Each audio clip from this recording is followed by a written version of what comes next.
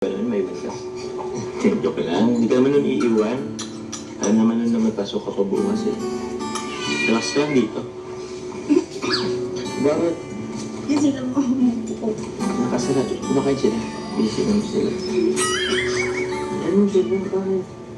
Alam mo, masaya lang naman ako. Nandito ka sa bahay. Di ba?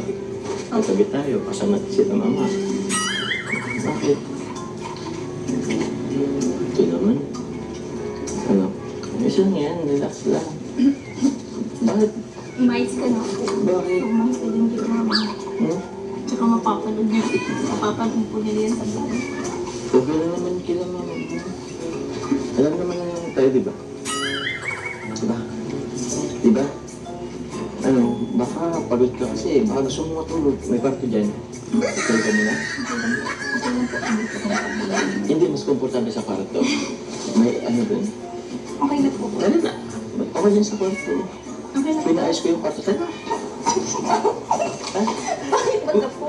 Eh, okay na yung kwarto eh. Tara na. Oo. Masaan ka? Di ba? Hindi yan. Di ba? Wala kang ganyan sa tarong. Bakit ba? Huwag mo nang buksan. Dito na lang wala. Kasi lang. Dito na.